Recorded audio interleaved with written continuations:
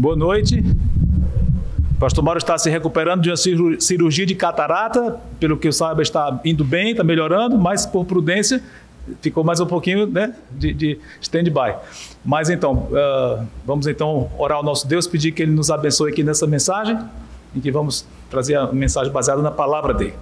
Santo Deus, muito obrigado por estarmos aqui, queremos te agradecer por tudo, obrigado por essa igreja, obrigado por tudo que tu tens feito através dela, te agradecemos pela adoração até aqui, de forma específica quanto ao Jailson, teu servo, dirige a vida dele em todos os detalhes e a adoração nessa igreja. Queremos te agradecer por cada um dos que aqui estamos agora e também dos membros que porventura não estejam aqui por algum motivo. E queremos te pedir que haja edificação aqui agora, nesse momento tão solene, que tu me capacites para isso. Em nome de Cristo, amém, Senhor. Montanhas, mares, vulcões, coisas muito grandes. Nosso Deus é um Deus grandioso. Basta olhar para a criação, seja para o mar, por exemplo, seja para o céu estrelado, sol, lua, todas essas coisas, nós vemos como ele é grandioso. Mas será que ele se preocupa também com detalhes? Detalhes pequenos? Alguém pode achar, não, ele é tão grandioso que ele não vai se preocupar com coisas pequenas, detalhezinhos. Bom, o texto que nós vamos ter aqui hoje à noite mostra o contrário, que ele se preocupa sim. E vamos ver como é que o texto fala disso e tirar algumas conclusões para nossas vidas em relação aos detalhes de tudo aquilo que fazemos. Bom, nosso texto está no profeta Isaías, que, aliás, o pessoal que está na classe, não se preocupem que eu não vou repetir nada do que foi dito hoje na classe propositadamente, para não haver uma repetição mesmo. Então, o texto que vamos usar não foi usado na aula de hoje. Mas Isaías, como vocês devem saber, profetizou numa época muito conturbada, muito difícil da nação, no sentido de espiritualidade. O povo estava em decadência espiritual, apesar de que até próspero materialmente, mas em termos espirituais estava péssimo. Então Deus usou Isaías para denunciar muitos pecados do povo e, claro, em misericórdia mesmo e pela justiça de Deus e profetizar o juízo, vai ter juízo, mas também falou de restauração. Esse é um resumozinho do livro de Isaías, ele sempre... Quase todo o livro tem alguma parte disso, denúncia de pecados, juízo, grande livramento, o Messias, o livro de Isaías é cheio disso. Geralmente as mensagens de condenação, ou seja, as mensagens que mostram o pecado, se dirigem normalmente aos líderes da nação, sejam os reis, os príncipes, os anciãos, eles são aqueles que recebem os juízes, eles recebem o maior juízo pela responsabilidade que ele tinha diante do povo, embora o povo todo, no geral, estava ruim. Mas o texto que vamos ver fala de um grupo específico, mas antes disso vamos abrir em Isaías 3, 8 e 9, que descreve bem a situação, a decadência espiritual do povo. Isaías 3, 8 e 9...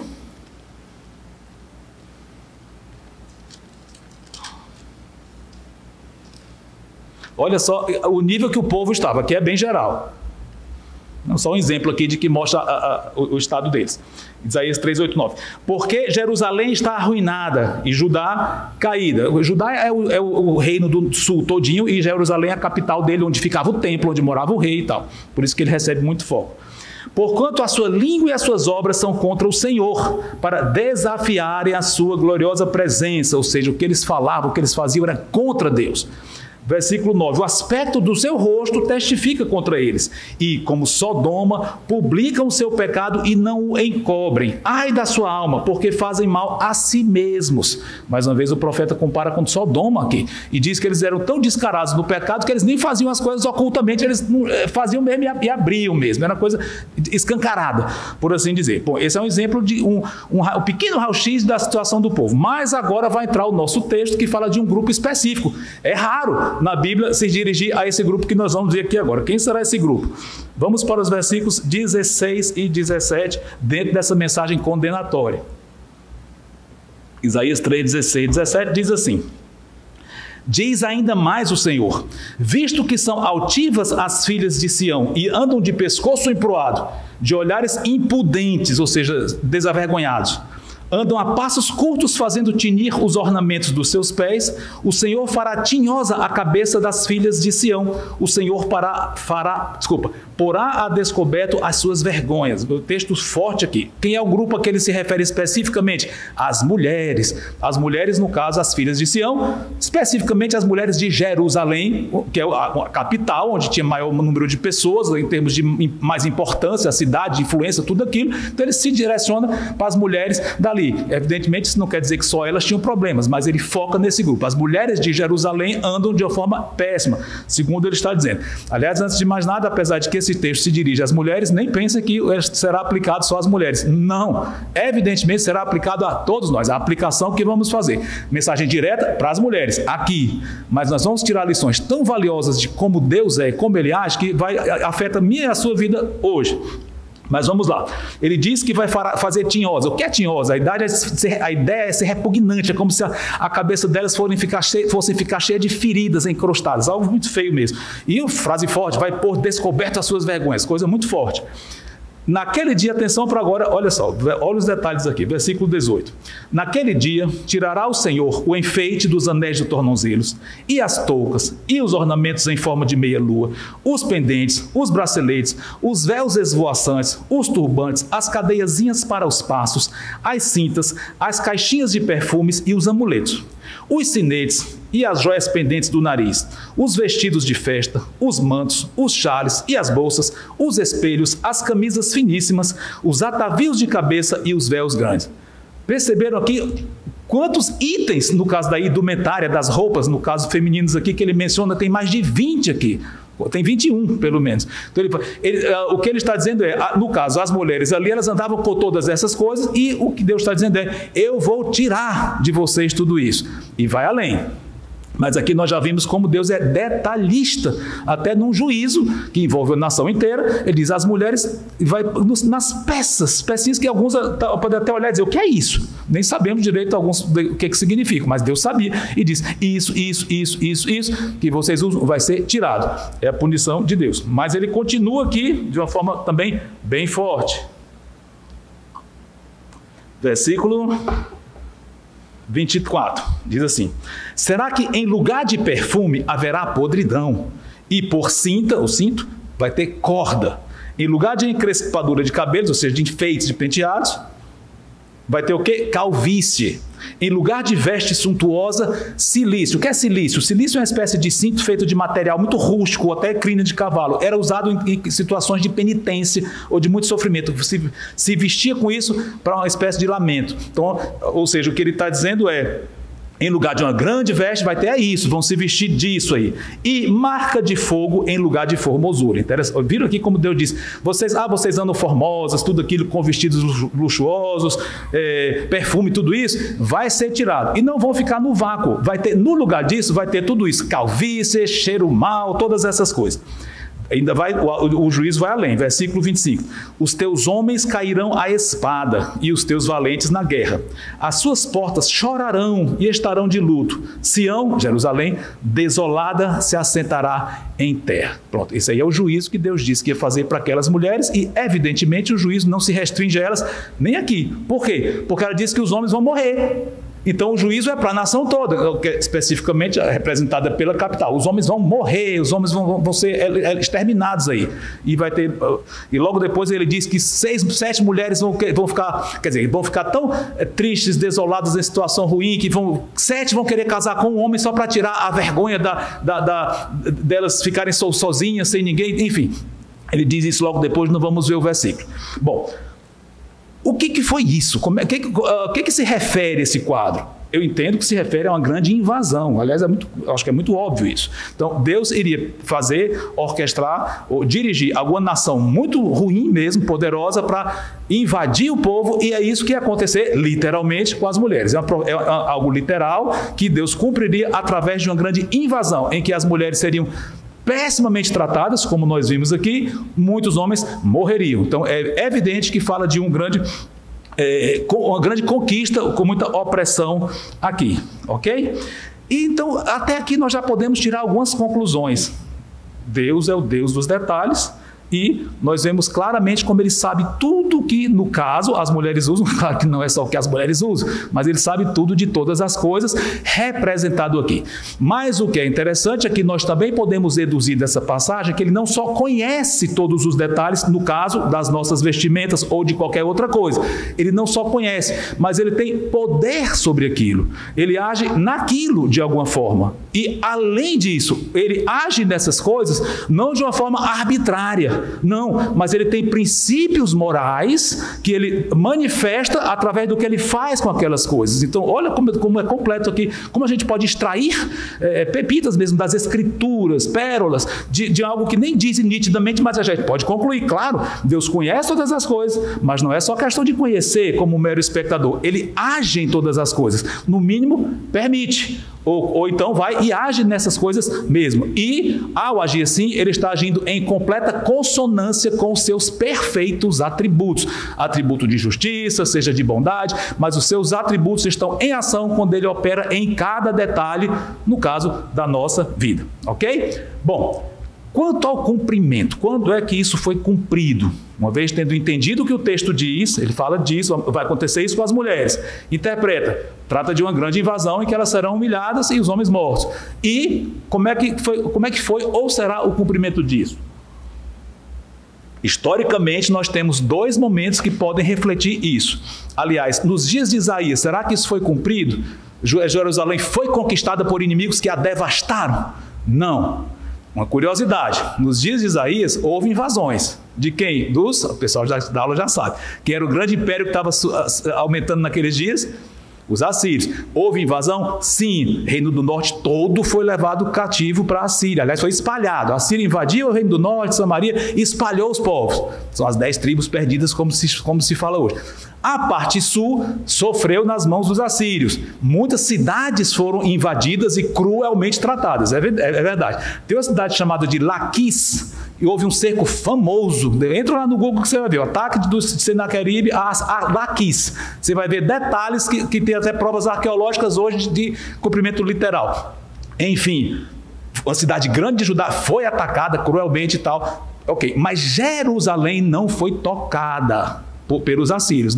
Aliás, vocês devem lembrar de um episódio marcante em que Senaqueribe os exércitos dele estavam diante de Jerusalém para invadir, podiam massacrar, numericamente eles podiam fazer isso. E Deus não deixou, porque Deus interviu soberanamente, mandou uma praga através de um anjo dele que destruiu 185 mil homens. Ou seja, nos dias de Isaías estava vivo nessa época aqui, 701 a.C. E Deus exterminou os exércitos que iam atacar Jerusalém, iam chacinar. Mas Deus não deixou e Senaqueribe foi embora para a terra dele. Não mexeu com Jerusalém. Ou seja, o cumprimento não foi nos dias de Isaías. Mas, como falei, tem duas datas bem possíveis que podem descrever uma tragédia grande dessa. Quais seriam elas? A primeira delas, o cativeiro babilônico, que foi 100 anos depois de Isaías, não foi mais os assírios, não foram mais eles, foram Babilônia, o império seguinte, que realmente invadiram Jerusalém, fizeram horrores, e o que aconteceu aqui pode descrever bem o que Isaías está falando. Mas também tem outro cumprimento que pode ter sido. Depois que eles foram escravizados na Babilônia, depois de 70 anos, eles voltaram, reconstruíram tudo, nunca mais com a glória anterior, de liberdade, tendo um rei, não. Submissos, sujeitos a, no caso, a Pérsia, sim. Mas viveram em relativa paz. Mais para frente, já nos dias de Cristo, aí sim, pouco depois do Senhor Jesus, uma geração depois, no ano 70 depois de Cristo, houve um grande ataque a Jerusalém. Esse foi terrível, um pesadelo. Quem atacou Jerusalém no ano 70 depois de Cristo?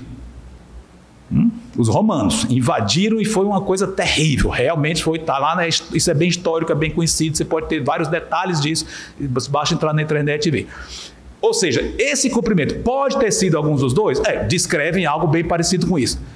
Mas será que foi?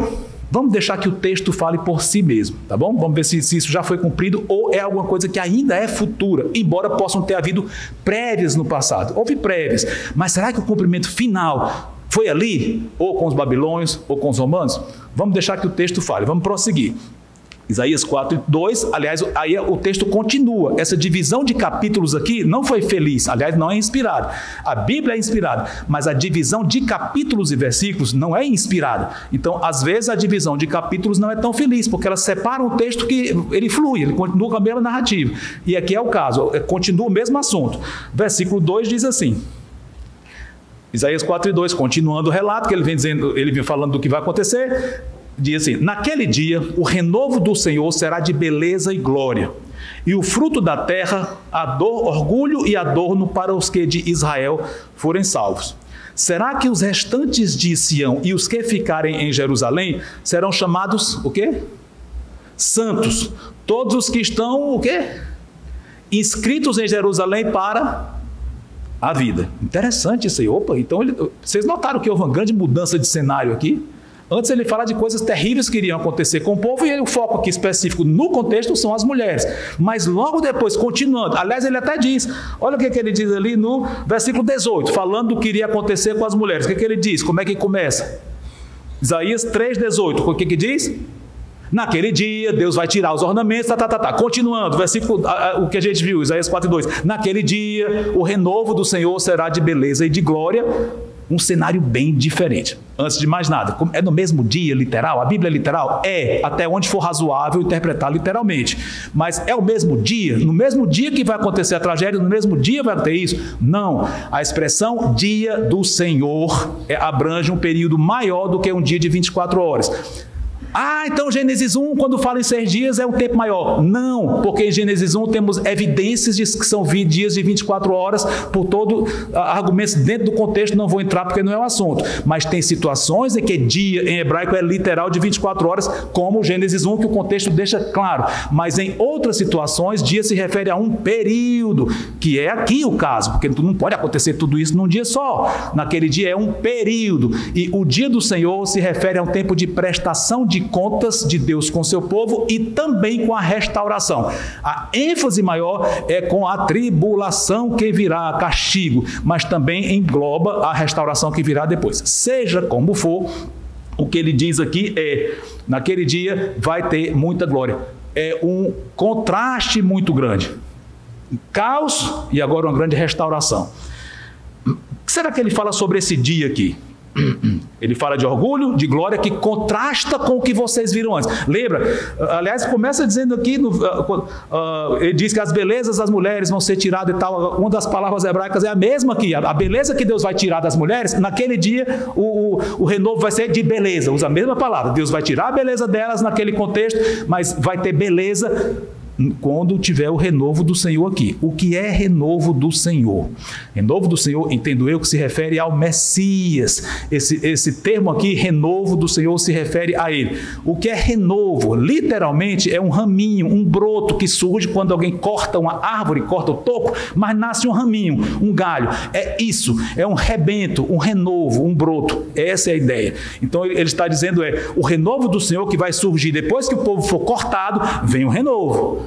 E, novamente, é aplicado ao Messias. Não vou lá, mas Isaías capítulo 11, você vai ver a expressão novamente e vai ver que se refere ao Senhor Jesus, não tenha dúvida, tá? Então ele está dizendo, Cristo vai estar lá, quando quer que seja isso, e vai ter muita glória. Contraste com a situação anterior. O povo no pecado, com todas aquelas coisas, Deus vai transformar aquela beleza, entre aspas, externa em feiura. Mas vai ter um dia em que a glória será abundante. Ele dá mais informações no versículo 4 ainda. Quando é que vai acontecer isso? Que o renovo do Senhor vai estar lá, em glória, e tudo vai estar maravilhoso para o seu povo. Versículo 4.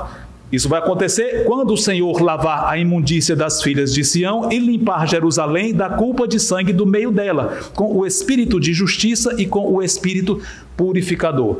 Olha os detalhes que Deus deu. Quem são essas pessoas que vão estar lá desfrutando da presença do Messias, renovo do Senhor, com muita glória? Quem são? Ele dá algumas informações dentro do próprio texto. Aliás, uma dica, um ponto muito interessante, importante, quando você estiver estudando as Escrituras, deixe que elas falem por si mesmas. Não tente ficar interpretando, fantasiando, inventando. Não, veja o que a Bíblia diz. Será que nós temos algumas informações sobre quem serão essas pessoas que vão desfrutar isso? Temos informações no próprio texto que a gente acabou de ler. Por exemplo, Versículos 3 diz: os restantes de Sião, os que ficarem, o resto, quem? Um povo pequeno, quer dizer, uma parte da população original. A população original, no pecado, vai ser destruída, mas uma parte dela vai ficar remanescente, um tema recorrente em Isaías, né? O que eles vão ser chamados? De santos em Jerusalém. Opa, olha o contraste entre o povo anterior como estava, chamado de Sodoma, e agora eles. Os que ficarem para desfruírem do reino novo serão santos. Deus vai ter santificado, purificado aquelas pessoas dos seus pecados, tanto em termos de posição, o pecado vai ser tirado, vai ser santificado, como em termos de prática. Aquelas pessoas vão ser transformadas em vários sentidos. Diante de Deus, toda aquela culpa vai ser tirada, arrancada. Depois nós vamos ver o porquê, como é que vai ser isso. É aleatoriamente? Não. O que Deus fez para poder arrancar a culpa de alguém?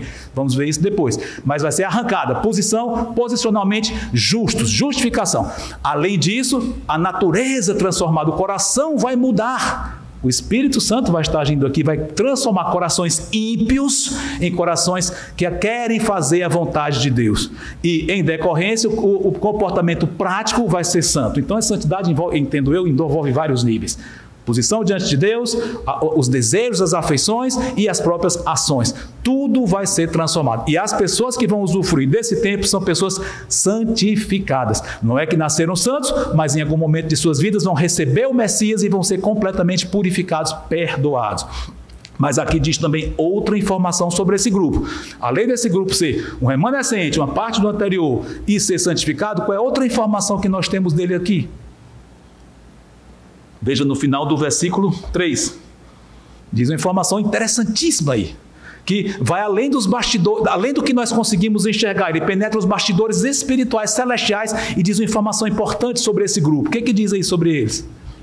Inscritos para a vida em Jerusalém, são predestinados. Deus selecionou, ele diz, esse grupo é meu, eu vou chamá-los. Deus chamou pessoalmente. Olha que interessante, não é um grupo que Deus nem sabe quem são, ou que Deus fica, não quero ser irreverente, mas como de braços cruzados e não faz nada, e as pessoas, Deus vai descobrindo quem é que vai se converter. Não, eles estão inscritos, eles estão predestinados, o nome está escrito no livro da vida. Ele sabe quem vão ser aquelas, ele escolheu aquelas pessoas e providenciou os meios dela irem até ele e serem salvas. Então, essas pessoas são cuidadosamente pré-ordenadas para isso, são escolhidas.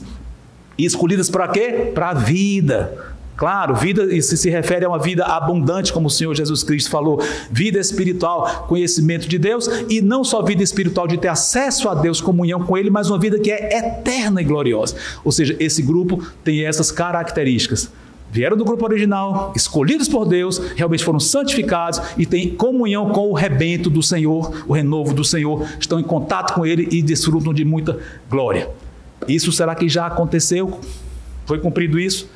Não, o Messias nunca reinou em Jerusalém, ele esteve lá, mas morreu lá, foi crucificado, você sabe isso, os judeus o rejeitaram, ele foi morto ali, né? Então ele nunca reinou ali, e nunca houve uma conversão nacional de Israel, de judeus, nunca, até hoje, jamais. Muitos judeus têm sido salvos, mas é uma minoria dentro do conjunto total da igreja, que é o povo de Deus hoje, é mínimo. Então Israel não foi convertido ainda, o Messias nunca chegou lá ainda para reinar, vai chegar de uma forma visível, mas tem algumas informações no texto que mostram que vai ter uma coisa aqui misteriosa e grande. Estamos falando, né, começamos a mensagem falando de quê? Do quê? De Deus. Da grandeza. Olha o que Deus vai fazer aqui. Versículos 5 e 6. Criará o Senhor sobre todo o monte de Sião e sobre todas as suas assembleias, ou seja, as reuniões, as congregações, uma nuvem de dia e fumaça e resplendor de fogo chambejante de noite, porque sobre toda a glória se estenderá um dossel e um pavilhão, ou seja, Deus vai fazer restaurações físicas aqui. Alguns podem achar que é linguagem figurada. Eu, pessoalmente, eu creio que seja literal aqui nesse caso, né? Inclusive, isso remonta a alguma coisa. Lembra-te quando Deus esteve com o seu povo reunido, que ele manifestou a sua glória com uma espécie de pavilhão. Que é pavilhão? Uma coberta, um toldo, por assim dizer. Lembra disso? Ou já aconteceu isso antes na história? Quando saíram do Egito e peregrinaram no deserto. O que Deus fez? Mandou uma coluna que era de coluna de nuvem cobrindo toda aquela congregação, milhões de pessoas, para proteger do sol. Estavam no deserto, tinha velhos, jovens, crianças, imagina, um povo todo ali, eu morrer no deserto. Mas Deus cobriu com a nuvem e protegeu do calor intenso. E quando era de noite, aquela nuvem era luminosa. Por quê? Porque mostrava um caminho, era segurança. Imagina você ficar completamente em trevas no deserto, que era uma coisa meio estranha. Mas tinha luz ali, luz divina, luz da gloriosa que Deus deu. Isso no deserto, o povo que nem conhecia Deus. Conhecia externamente. Mas aqui, eu entendo que Deus vai fazer em Jerusalém, quando Cristo voltar, algo parecido com aquilo. Novamente, alguns acham que é figurado, de uma proteção, de glória. Eu acho que é literal. Sim, aliás, se vocês querem ver um texto que também aponta para a mesma situação, eu não vou ler, inclusive foi dado na aula hoje, capítulo 2 de Isaías, vocês podem ir lá no comecinho, fala exatamente, entendo eu, do mesmo período. Vocês vão lá ver, as nações vão até lá, vão consultar ao Senhor, a Cristo que está lá, vão querer aprender sua lei, não vai mais ter guerra, tudo isso se refere ao mesmo evento aqui. Depois você vê Isaías capítulo 2, versículos 2 em diante. Mas voltando para cá, eu entendo que vai ter grandes transformações. Enfim, tudo isso mostra que o cumprimento é futuro, ok? Ainda vai ser cumprido. Diante disso, o que isso tem a ver conosco? Bom, tem sim, temos muitas coisas a lucrar com isso. Você pode pensar, eu não sou judeu, aliás, nem sou das mulheres, eu sei, mas os homens também foram julgados, então não sou judeu, não vivi nos dias de Isaías, então o que isso tem a ver comigo? Tudo, porque o Deus a quem nós servimos é o mesmo e nós podemos aprender muito com Ele, dele e acerca de como Ele age, através de ver como Ele vai fazer isso.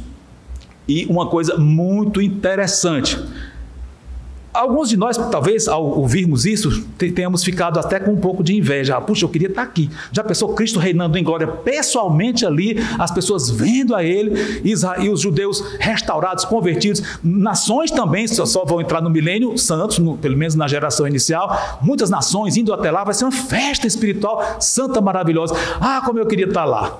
Ah, é? É. Ou como eu queria ver Cristo voltando em glória.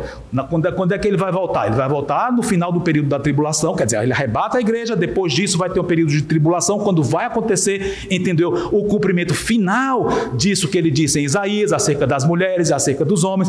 Eu entendo que isso se refere ao futuro, a grande tribulação. E no final disso, Cristo desce, agora Ele vem não só até as nuvens, mas, quando nos arrebatou, mas Ele vem até a terra e então vai pelejar contra os inimigos de Israel, inclusive o anticristo, destrói o anticristo, manda para o lago de fogo, destrói todos os exércitos e então vai começar a reinar. E você pode ficar pensando, como será? Eu queria tanto estar vendo isso aqui, nem que fosse olhando à distância para ver tudo isso. Queria? Então você vai gostar de ouvir o que a gente vai dizer aqui agora.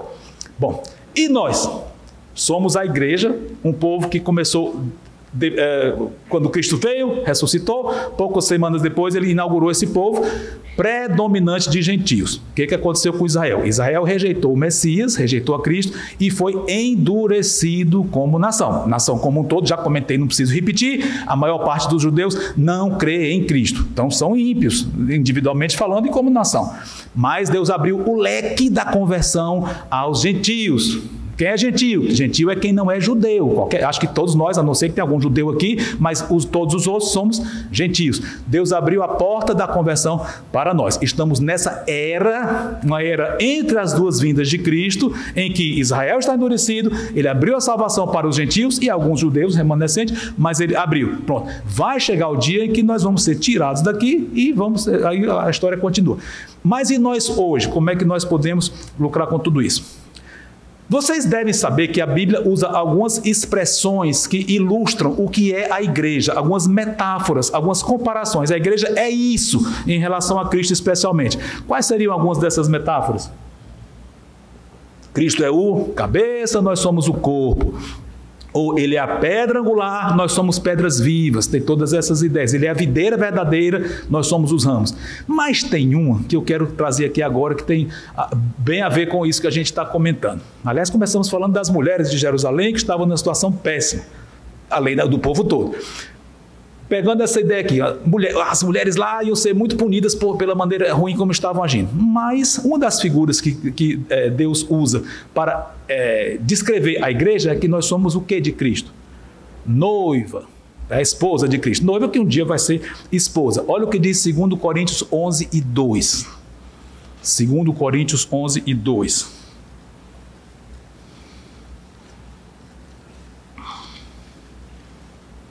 Paulo escrevendo para uma igreja, o contexto aqui, a igreja muito boa do Novo Testamento, né? Uma das melhores igrejas do Novo Testamento, muito elogiada, não foi? Foi ou não foi? O pessoal está rindo e balançando a cabeça. Foi a pior igreja. Pelo que nós vimos aqui, do que Paulo como essa igreja é descrita, foi a pior igreja, em termos de ser complicada. Igreja briguenta entre si, que ouvia muitos falsos mestres, e as pessoas chegavam, alguns falsos apóstolos difamavam Paulo, elas acreditavam, e ficavam contra o próprio Paulo que fundou a igreja. Enfim, uma igreja muito complicada.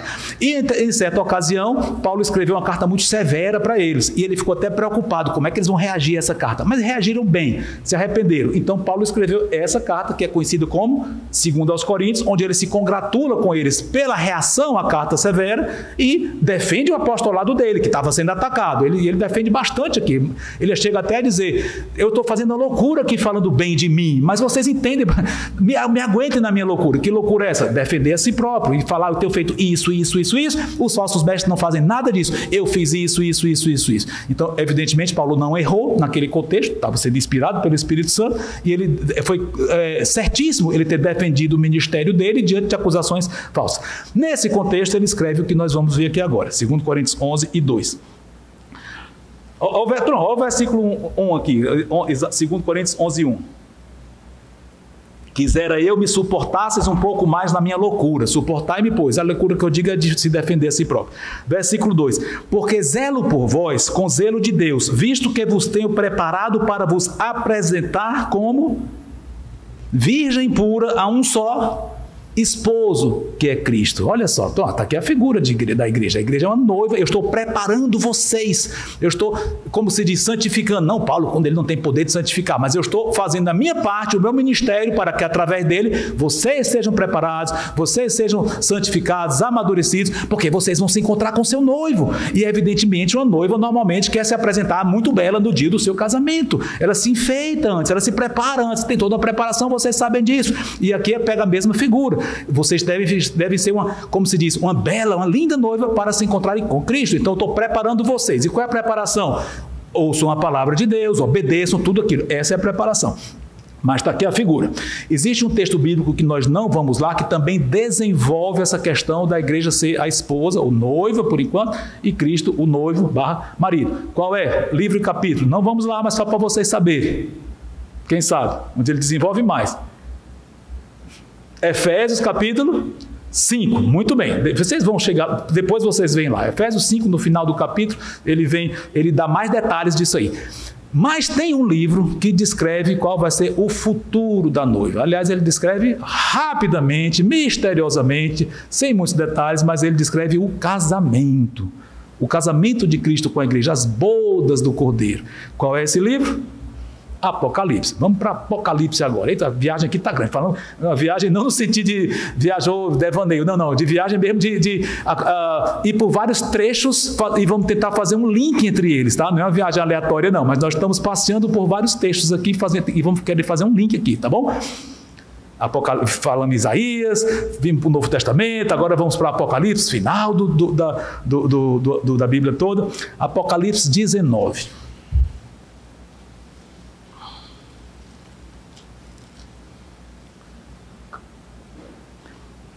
Antes de ir lá, Apocalipse é um livro muito cronológico. A cronologia de Apocalipse é muito importante para entender a mensagem dele. Alguns querem mexer com isso, dizer que não é cronológico. Não é verdade. Não é verdade o que dizem. É cronológico? Sim. Então ele começa falando da época da igreja, capítulos 1 a 3, versículo 4 e 5 muda de cenário, João vai para o céu, e versículo 6 até o 18 descreve o quê? Tribulação. A grande tribulação toda ali. Apocalipse, maior parte de Isaías. Desculpa, de Apocalipse. No versículo 19, a tribulação já está acabando, vai chegar a hora de Cristo voltar para acabar com a tribulação. Mas ele descreve, antes de Cristo voltar, ele descreve algo que vai acontecer no céu.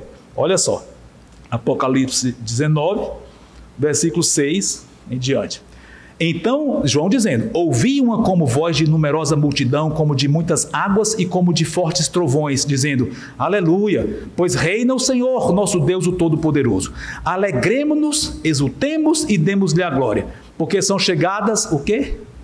As bodas do Cordeiro, o casamento do Cordeiro, cuja esposa a si mesma já se ataviou, já se enfeitou, já se adornou, pois foi-lhe dado vestir-se de linho finíssimo, resplandecente e puro. Isso é literal, né? O linho mesmo. É não? Como é que vocês sabem? Olha a frase seguinte. Porque o linho finíssimo são os atos de justiça dos santos. Olha que interessante. A Bíblia é literal? Sim, até onde for razoável entender literalmente, porque tem coisas que são metafóricas e muitas delas são evidentes no próprio texto. Esse é um caso. Quando ele diz a noiva vai estar vestida de linho finíssimo, não é literal, todo mundo vai estar dentro com um vestido de noiva, não é isso. Ele diz, é uma metáfora, João viu isso aí, mas ele diz, isso é simbólico de algo que é verdadeiro, não é tudo é figurado, tudo é figurado, não é isso. Ele descreveu metaforicamente algo que é real. Ela está linda, adornada. Com o quê? Com os atos de justiça dela, ou seja, os seus atos de justiça, os meus atos de justiça, todos vão estar refletidos aqui nessa ocasião. Ok? Versículo 9, então me falou o anjo, escreve, bem-aventurados aqueles que são chamados à ceia das bodas do Cordeiro. E acrescentou, são estas as verdadeiras palavras de Deus. Ou seja, João no céu viu o que estava acontecendo com a igreja aqui. Enquanto isso, na terra vinha acontecendo o quê? Tribulação. Deus cumprindo o que tinha dito onde? Isaías, naqueles capítulos, nos trechos que nós lemos. Deus estava cumprindo o que ele prometeu para o povo. Eu vou quebrantar o povo. Cumprido aqui, exatamente nesse período na terra.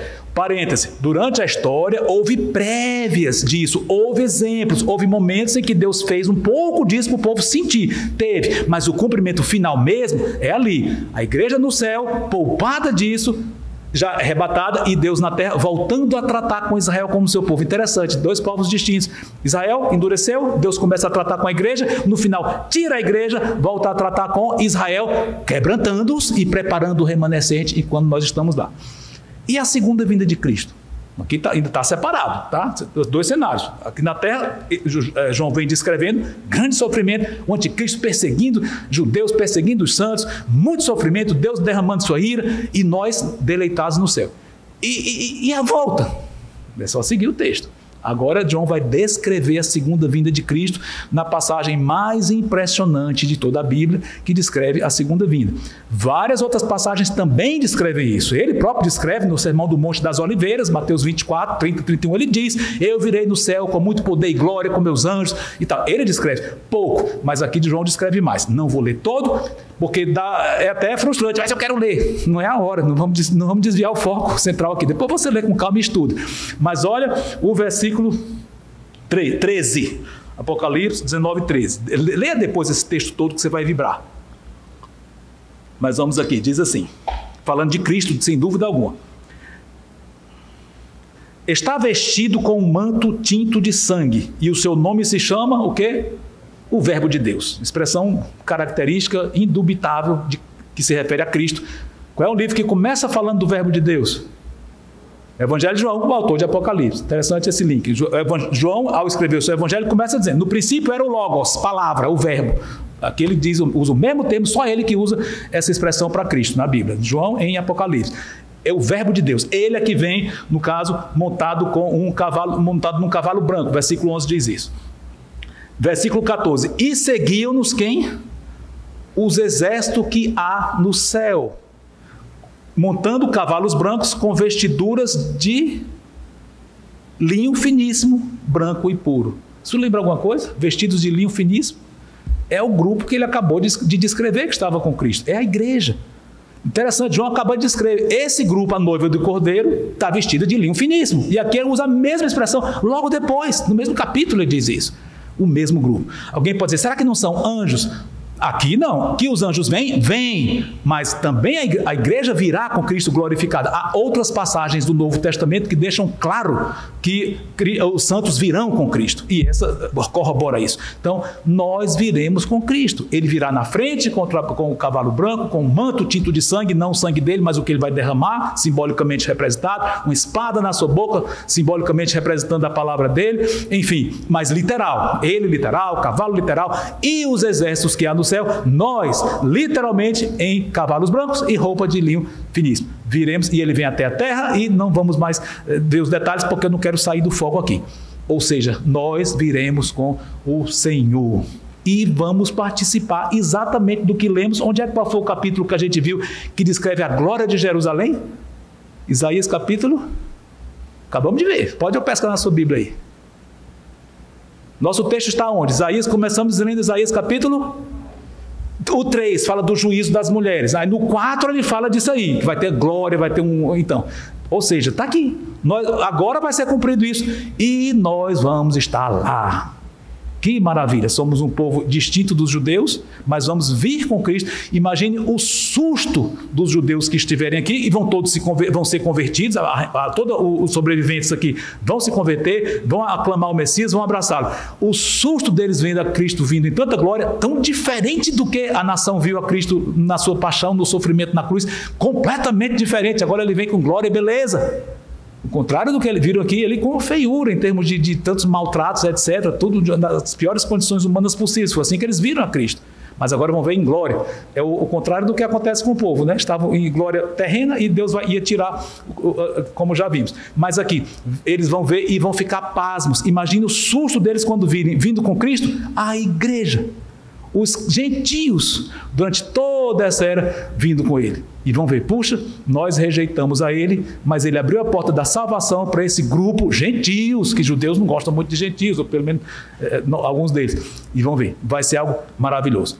Pois bem, tendo dito isto, misturamos propositadamente, não de uma forma aleatória, escatologia com atributos de Deus, como ele vai agir com o povo, seu juízo, tudo isso. E nós agora, como é que nós podemos aplicar para nós, em termos bem práticos, essas coisas? É isso que a gente vai fazer aqui, já arrumando para o final da mensagem, tirando alguns pontos de aplicação para depois, então, nós concluirmos. Primeira aplicação de um texto desse é coerente com o que nós comentamos no início da mensagem. Deus é um Deus, começamos dizendo, é o quê? Grandioso. Mas também nós vimos uma prova de que ele é o Deus dos detalhes. Como é que a gente vai aplicar isso das roupas das mulheres para nós hoje? Mulher não pode usar brinco. É isso? Não, não e não. Isso é uma exegese péssima do texto. O que é exegese? Interpretar o texto.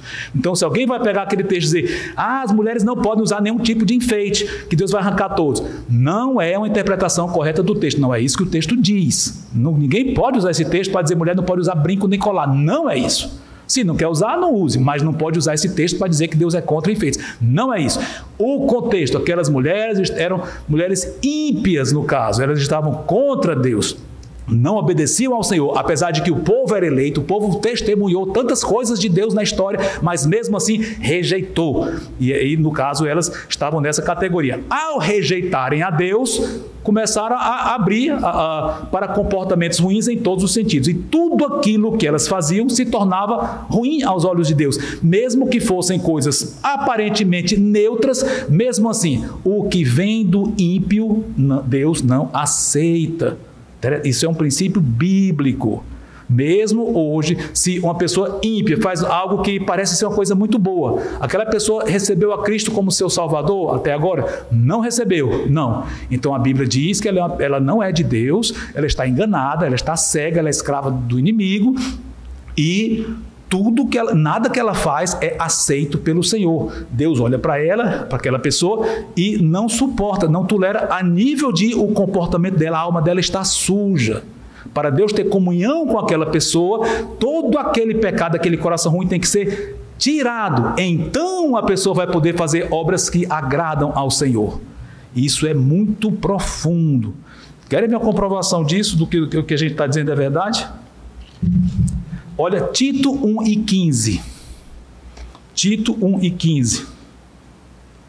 Agora vamos para Apocalipse, Isaías, agora estamos numa epístola pastoral, não tem problema. A Bíblia é uma só, a mensagem é completamente harmônica, a gente pode jogar mais informações dela própria, se enriquecendo a si própria em termos de ensino.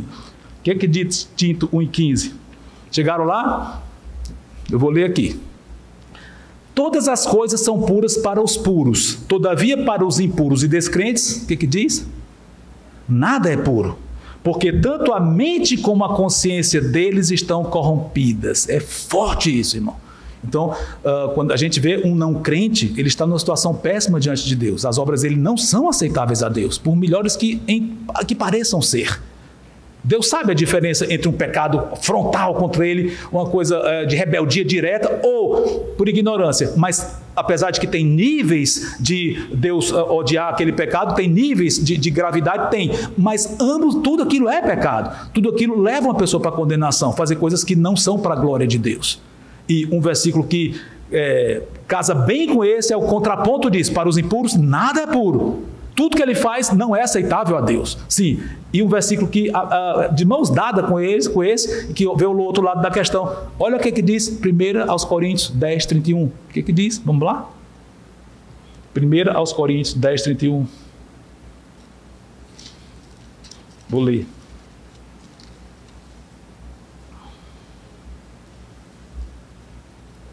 Diz assim: portanto, quer comais, quer bebais, ou façais outra coisa qualquer, fazei tudo o quê? Para a glória de Deus. Tudo. Então eu não posso ir para a praia. Você não pode ir para a praia e glorificar a Deus com a praia, não?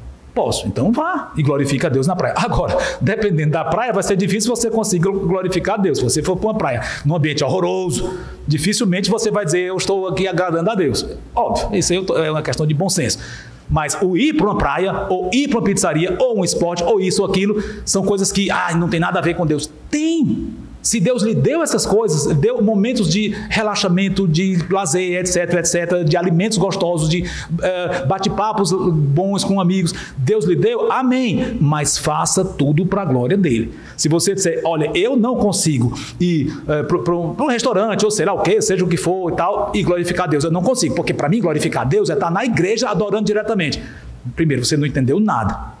Porque é para glorificar em Deus em todas as situações. Então, dê glória a Deus por todos os passeios que você faz, por todos os alimentos que você come, pelas roupas que você usa. Dê glória a Deus por isso. Se tem alguma coisa na sua vida, seja o que for, os detalhes, uma roupa ou um alimento, ou seja o que for, que você entende aquilo, eu não posso glorificar a Deus nisso. Não posso. Então, não faça. Então, aquilo, tire da sua vida. Se tem um filme, ou seja o que for, que você está assistindo uma série, seja o que for, e você diz, eu não posso agradecer a Deus por isso, porque tem coisa errada ali, eu não posso agradecer. Então, pare imediatamente, porque aquilo não glorifica. Mas na medida em que você pode, é uma série, mas eu posso glorificar pelo conteúdo dela, eu posso até ser edificado com ela. Amém? Então, Senhor, muito obrigado, me dirige em tudo nessa série. Amém? Assista a sua série dentro dessas condições. Vocês estão entendendo? Ou seja, a questão não é um legalismo, isso pode, isso não pode externamente. Não. Coração transformado por Deus e a partir daí faça tudo para a glória dele. Faça, mas se não conseguir fazer, entende que tem alguma coisa ali que não dá para glorificar, pare com aquilo. Esse princípio é fundamental na nossa vida cristã. Outro ponto aqui, além disso, é as recompensas que nós teremos. Assim como Deus é bem criterioso, Ele exige que nós façamos só coisas nas quais nós possamos glorificá-lo, Ele é abundante em nos recompensar. E nós vimos aqui, o que é o vestido da noiva celestial é um linho finíssimo, mas eles representam o quê? Obras de justiça. Tudo que você fez na sua vida cristã, desde a conversão, não é desde o nascimento físico, claro que não, ninguém nasce crente, mas desde que você se converteu, pode ter sido com 30, 50 anos ou com 4 anos, seja o que for, a partir dali, tudo que você fez de bom para a glória do Senhor, vai voltar à tona. E a Bíblia diz que é fiel no pouco, é fiel no muito. As coisas poucas que nós fizemos aqui aos nossos olhos vão ser muito recompensadas. Querem um exemplo de um caso em que Cristo disse que uma coisa pequena, a pessoa vai ser recompensada? Olha Mateus 10, 42. O que diz aí? Mateus 10, 42. Que coisa interessante esse versículo. Vou ler aqui. E quem der de beber, ainda que seja um copo de água fria, a um desses pequeninos, por ser este meu discípulo, em verdade vos digo o quê? O quê? De modo algum perderá o seu galardão. Irmão, a água fria que você deu para um crente, no caso, lógico, para o descrente também, não é que o Cristo está dizendo é só para o crente que tem que dar água. Não. É óbvio que pode. Mas nesse caso, foi importante, dentro do contexto aqui, ele mencionar o que se faz com o crente, tudo bem. Mas um copo de água fria que você deu para um crente, ou em outras situações, aquilo vem à tona. Ele quis enfatizar a importância da gente tratar os servos dele corretamente por serem servos dele. Esse é o assunto aqui. Mas o que você fez, uma coisa pequena, deu um copo para aquela pessoa de água. Ele não vai perder esse galardão. Olha, Deus é recompensador, mas grande. Deus é grandioso, inclusive nas recompensas. Que maravilha você saber que tudo que nós fazemos aqui vai reverter em muita glória eterna conosco, com o Senhor Jesus e com todo o povo reunido. Que maravilha, está todo o povo de Deus, só o povo de Deus reunido ali em glória com o próprio Senhor e sendo recompensado. Levemos a sério as coisas que Deus diz aqui.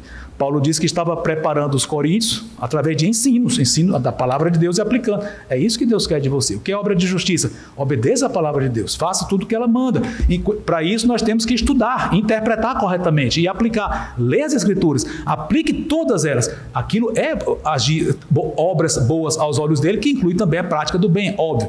Que aliás é parte do ensino bíblico, né? Então, tudo que a Bíblia diz para fazer, façamos. Nós vamos estar investindo de forma que infinitamente maior do que qualquer investimento terreno. E, finalmente, o último ponto que a gente vai ver aqui, um deles foi a necessidade de glorificarmos a Deus nos detalhes de nossa vida. Segundo, lembra de investir no reino, mesmo em coisas pequenas, que a recompensa vão ser grande. E terceiro, para que isso pudesse acontecer, ou seja, nós sermos purificados e chegarmos nesse ponto bendito de agradarmos ao Senhor, o que foi que aconteceu? É uma coisa aleatória, Deus disse, esse eu vou salvar e pronto, aleatoriamente, diretamente e pronto, ou Deus tomou providências de acordo com a sua justiça, para realmente poder justificar uma pessoa, santificar alguém sem mérito nenhum? Usou. Para que isso pudesse acontecer com você e comigo e sermos parte da noiva de Cristo, Cristo morreu por nós. Ele pagou o preço do nosso pecado.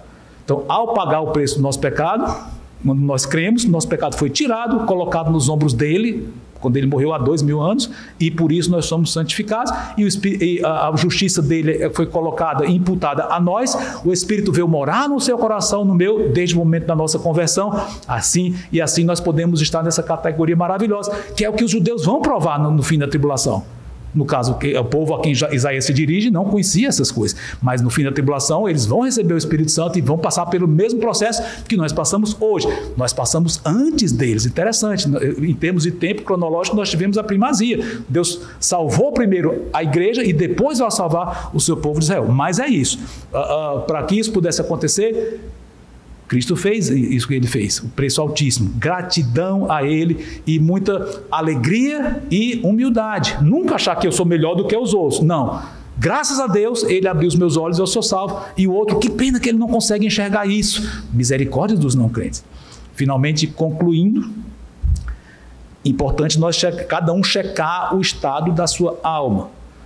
Alguém que tem convicção de que realmente recebeu o Senhor Jesus como Salvador, pode ser com 4 anos, com 50, eu me entreguei a Cristo, sim, amém. Você está nessa categoria, não precisa fazer nada mais para ficar nessa categoria, porque você já está nela e Cristo segura, você não vai ser perdido, nunca. Então, tratemos de fazer tudo aquilo que temos comentado na mensagem, não precisa repetir. Mas se alguém, ao fazer esse exame, vê, eu não lembro de uma época que eu me converti, não. Eu não lembro. Será que eu me converti mesmo? Cheque. Tem pessoas que depois de uma análise dessa, chegam à conclusão de que realmente eu pensei que era crente, mas não era.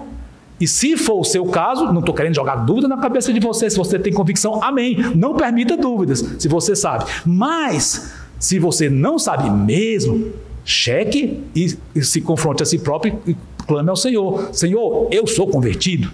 Se for, o Espírito Santo vai lhe mostrar. Se não for, você vai entender, não sou salvo ainda. E o que vai fazer? Não tenho mais jeito, vou desistir. Não, se converta. Certa vez eu conheço uma querida irmã que às vezes tinha dúvidas da sua salvação. E chegava para mim e dizia, Kelson, eu acho que eu não sou crente não. Eu digo, por quê? É porque eu, às vezes tenho dúvida e tal, mas eu conheço a pessoa, ela era crente, não tô vendo a alma dela, mas pelos frutos, por tudo, era uma pessoa que salva. E eu dizia, tá bom, você acha que pode ser que não seja salva? Acho. Eu fico às vezes na dúvida. Tá bom, pois se converta hoje. Aí ela olhava, de novo? Então, claro que era. Vocês estão entendendo? Mas seja como for, vale. Cheque a sua situação. Se você não tiver passado por esse processo, você vai entender. Se converta. Hoje, ou rápido. Então você vai surpreender muita gente dizendo, olha, você pensou que eu era crente, eu também pensei, era da mocidade, cantava no coral, fazia aquilo, servia na igreja, mas eu não tinha um encontro pessoal com o Senhor, eu achei que tinha, mas ouvindo essas mensagens todas, eu vejo, rapaz, isso não se aplica a mim não, eu nunca vivi isso. Então, creia em Cristo, se converta. Aí você vai dizer, agora eu sou um crente.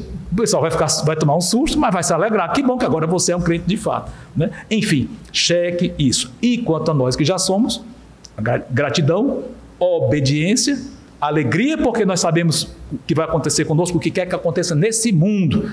Esse é o nosso futuro.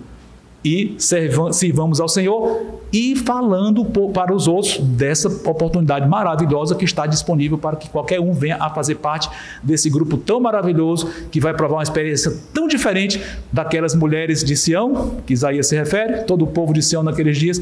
Que experiência diferente. Vamos ser salvos e nossas obras vão ser para a glória do Senhor hoje e no porvir, quando Ele for glorificado, nos vendo glorificados junto dEle. Amém? Santo Deus, muito obrigado por essas mensagens. Te peço que Tu toques nossos corações. Em nome de Cristo. Amém, Senhor.